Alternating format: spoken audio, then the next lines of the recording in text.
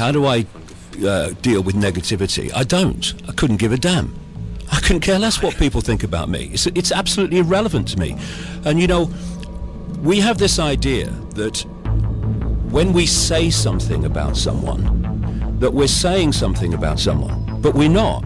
Every time we open our mouths, we are saying something, making a statement about ourselves. And thus, those that ridicule or condemn me, having not even read a book, and when you question them, they haven't even got a clue what I'm saying, then they are, for me, making a statement about themselves, not me. The fact that they can, as most people do, construct their opinions of events and people, not based on information, not based on research, but based on, I don't know, what they base their opinions on. It's their. I would imagine it's their own opinion. I want to come back to. But that's the point, though, Ian. And this is how people can be mass manipulated in terms of what they believe, because you know the few can't control the many physically. They can do that in a small area with you know soldiers on the streets, but you cannot control a population of millions, or in global terms billions, physically. You have to control the population by getting them to think and perceive themselves and the world and events in the way that suits you. It's a mind game, and if we don't break the cycle by doing our own research and asking questions rather than getting them off the peg from the mainstream media and the tabloid newspapers, then we're just babes in arms, not expressing our opinions, but just becoming a repeater of someone else's opinion. And in this way, those that manipulate that mass opinion control the perception and therefore the behavior of the population. And when you look at the world, it is full of repeaters. I mean, look at journalists. What are they doing? They're taking the official version of events and they're repeating it to the population. The population read it in the newspapers and repeat it to each other. You go to school and you have repeater teachers telling the pupils the way that the system wants them to see the world, and all the teacher is doing is repeating what's in the curriculum. When you've got a situation like with my son Jamie, who was taking a course which included a section in the exam on global warming. It's now called climate change, as the temperatures fall, you'll note.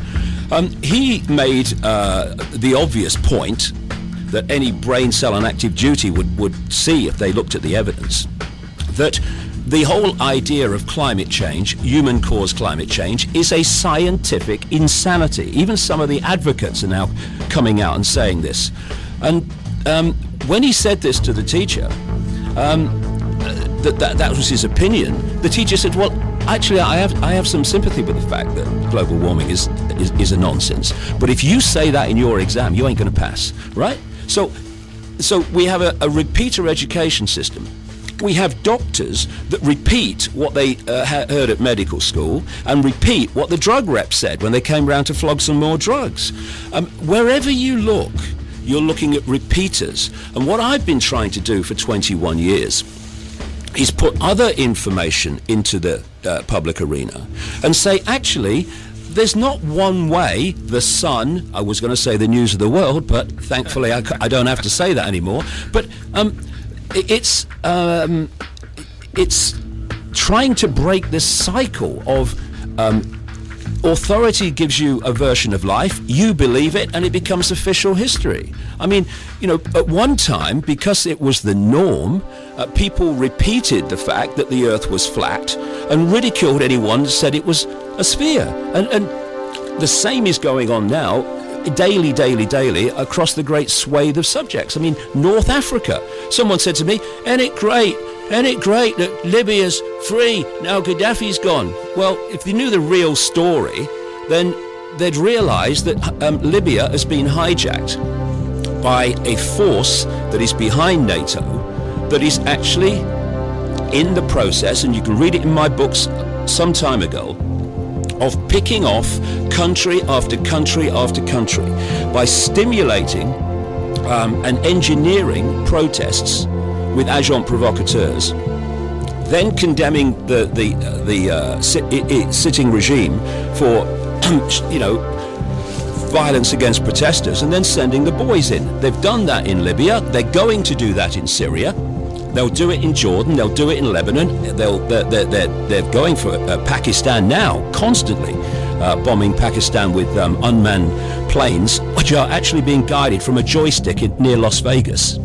It's just like a computer game to them, killing people, thousands of Pakistanis, and they want to go for Iran. But when you see the way that what is happening in North Africa and the Middle East portrayed in the media, then people believe it, and they're looking at things happening in the world, and they've got a certain view of it, which is simply a view that is repeating what they've been told to believe. And we have to break that cycle of information so that we can actually see what's really going on, as opposed, and this is the key, what we're told is going on, what we're told to believe, what we're told to perceive, what we're told to have the opinion about, and this is going on all the time. You see these journalists outside Westminster on the news, right? They go onto that bit of green, and they come out, and you'll notice this, Ian, because I was in journalism for a long, long time, and in the 1970s, there were still substantial interviews, and there were still interviews of some substance, of some length, with the people that needed to be questioned, the so-called representatives of the people. But what happens now on the TV news? The newsreader, who I tell you from experience of being in it, hasn't got a clue what's going on in the world, interviewing a reporter outside Westminster or somewhere else, in Libya maybe, and he hasn't got a clue, because all he can tell the newsreader is what the authorities have told him, and they call it journalism. It's just repeating. If this cycle's not broken, how the heck are we going to know what's going on in the world, as opposed to what we're told to believe is going on?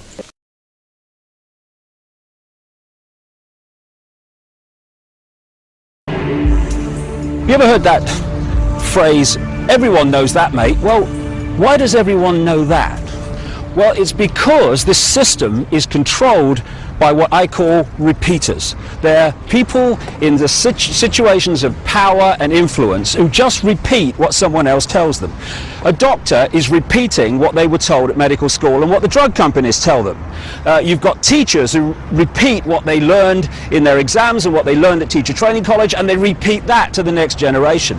And the great repeaters are what pass for journalists. This is that area outside Parliament where they stand there doing their pieces to camera, telling people what's going on.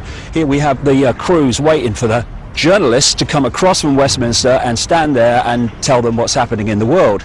The fact is, they don't know what's happening. They know nothing. So this is what they should be saying if they were telling the truth. Now over to Westminster for the latest news from David Icke. Thank you. Well, I've got to be honest, mate, I haven't got a clue what's going on. I tell you what my job is, right? I wear a dark suit, not normally, but you know, I'm playing here. And I'm come over from there, and I tell you what they've told me is going on. And I deliver it as if I know what's going on and it's really true. I've got a clue if it's true. But they tell me, and they wouldn't lie, would they? I mean, would Tony Blair lie about what's really happening? Would George Bush, please? I'm a journalist, trust me. And so, what we call news, what you get paid a lot of money for reading Autocue about, is merely propaganda that they have told me and I tell you. David Icke, BBC, ITN, CNN, CBS, Sky News, Westminster. Maar volgens de Britse verkeersdienst heeft het ongeluk van gisteravond niets te maken met de verkeersveiligheid.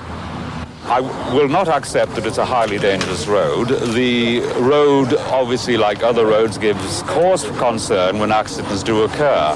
So as soon as that work is finished, the Central Reserve safety fencing will go ahead. Perfect example. De Britse verkeersdienst gaat nu wel een onderzoek instellen naar de verkeersveiligheid.